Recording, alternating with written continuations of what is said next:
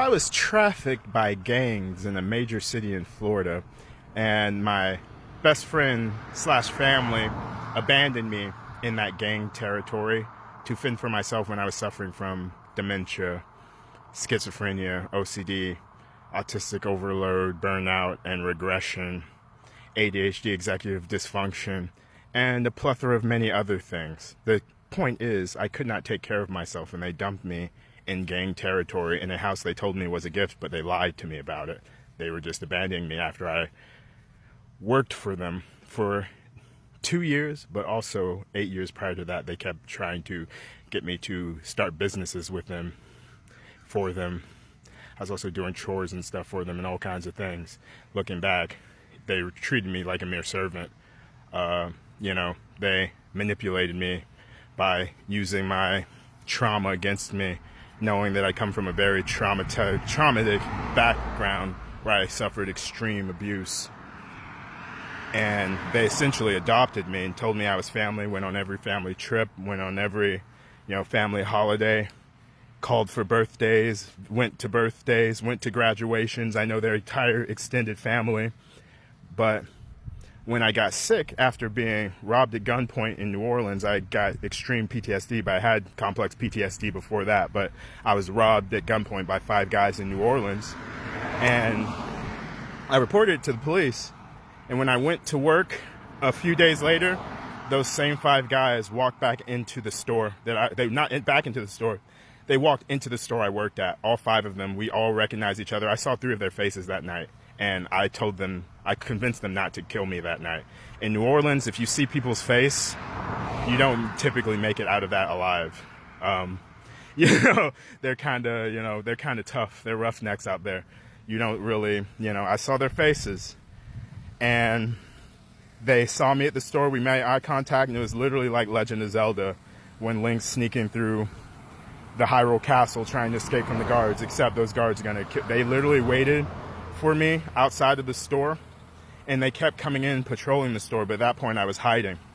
And so I eventually make it to the back room where the freezers are, and I'm watching them from the freezer come in and out of the store. And then finally they all leave the store, and then I run out and tell my coworker what's going on, because he noticed them watching me too. So did my best friend, who's still my best friend right now. Hey dog, you know who I'm talking about, my New Orleans homies. I love them. I love that city, man. New Orleans peeps, they're the best. They deal with some shit there, but those people, woo! But yeah, they had my back, and so I ran into the liquor compartment that we had up front so I could be close to the entrance, and I called the cops and told them that the guys that I told them about who had been terrorizing tourists in that area, because I worked on the French Quarter, they robbed me in the French Quarter. They come up with the cavalry, and the guys take off running when the cops get there, and one of them drops the gun they were gonna the gun they pulled on me that night. Yeah, but hey, they got caught. They got them on camera. I ain't even say shit. That's the thing. I didn't have to say shit because they got them on camera. I'm just like, just get me the fuck out of the city. My best friend, my brother, was the one who, we went on an annual trip to North Carolina every year. That year I wasn't going to go because I just moved to New Orleans, but he wanted me to go because we always go. So I told him what happened. He's like, I'm coming to get you. And he comes, picks me up from New Orleans on his way up to North Carolina, and then we spend the week in North Carolina. And then I come back to live with my family in Florida, who were extremely abusive to me growing up. That's why I left the state. They tortured me when I was a kid. They're both military at some point. Mom flunked out, but my dad was military. He, had some circumstances that got him out of there. I don't really know. No one will tell me exactly what he did, but something strange happened. But yeah, he tortured my ass from 5 years old up into 10 physically. Doing things that would be considered war crimes. I'm just going to leave it at that. But yeah, my adopted family, that's what I called them. I always called them my white family. They called me their black son, brother from another mother. I knew them for 22 years. They took me in when I had no one. And I was suffering. I had all of these disabilities and mental illnesses and things I didn't know about. And my parents always told me that I was the devil. that I deserved to die and that I deserved to suffer and I shouldn't have been born. And so I internalized everything. I thought everything was my fault. I blamed myself for every mistake, but that's where these people come in, because they don't have a very healthy family dynamic either. So their dad uses manipulation and coercive control to get his way, and he uses favors and hangs things over your head so you owe him, and so you get put into situations where you can't say no. He put me in many situations, even though I was sick and I needed to be recovering. I had just got out of a lawsuit with another boss who exploited me, and then my best friend exploited my ass too, used me for slave labor, telling me that she was going to help me get out of my abusive parents. She told me that if I worked for her, then we would be able to save up and I'd be able to get out of my situation, but she never paid me.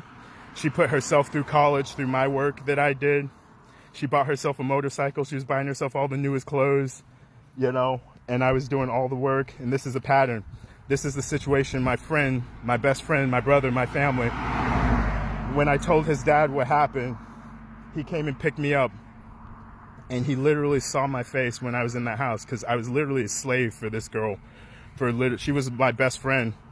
One of the first people who ever listened to me, because we both went through trauma, extreme trauma. So she was the only person who understood me. And so I felt very close to her. She was like my sister. She was literally my sister. That's how, she's my sister. She's always been my sister. I told her that no matter what happened, I would always be there for her. And I still mean that. That's how close I am to her, even after everything she did to me.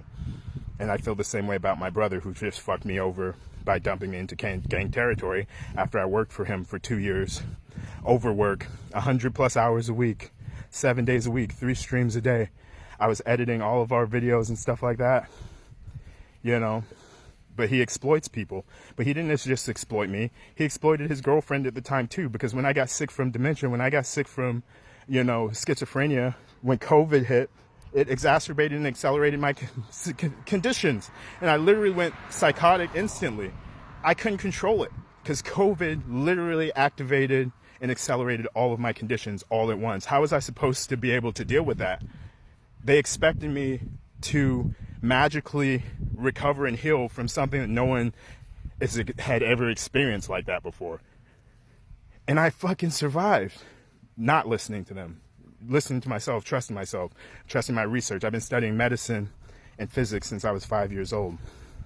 Neuroscience since I was 14 years old, or not 14 years old, since 2014. You know, so when COVID hit, I was able to stabilize myself at least for a little bit, but I was literally dying from dementia. My brain deterioration was literally dragging me down. I could feel my body shutting down because I have very extreme synesthesia. So I can feel my body and my energy, and I could feel my body shutting down. And I told them that it was shutting down. But they overworked me, they used me, and then they dumped me in gang territory, told me that the house was a gift and that they were going to check on me and take care of me, make sure I was okay. They just wanted me to heal, and they loved me and cared about me, and they just wanted to see me get better, and that we were waiting for my disability hearings. They told me we were waiting for the disability hearings, but they told me the house was a gift and it was mine to even sell if I wanted to. That's what they told me. But I trusted them because, like I said, I'd known them for 22 years. We were family. They knew I was sick. They knew I was disabled. They knew I had a hard time taking care of myself. And I was part of the family. It wasn't a metaphor. It wasn't like, I was literally family. I can show messages of our entire relationship because it's all on my Facebook. Because I'm fucking autistic. I info dump. And I keep my journal on Facebook privated. I have all of our message, all of our family chats, everything that proves and shows that these people lied to me and used me for 10+ years. And they lied to me the entire time. And then when I got sick, they dumped me and threw me away like I was trash and literally tried to kill me because I nearly died. In that house multiple times, I was trafficked by gangs in that house who was threatening to kill me and torture me if I didn't let them take over my house and take my car, which they did. They still have my car. The police are still looking for it, but it's probably fucking gone by now. And these people knew what happened and they ignored it so they could become landlords and rent the house out to their mother-in-law. It's all about money. Liars and cheaters, man. And then they've been all my life telling me how much of a piece of shit I am for being black.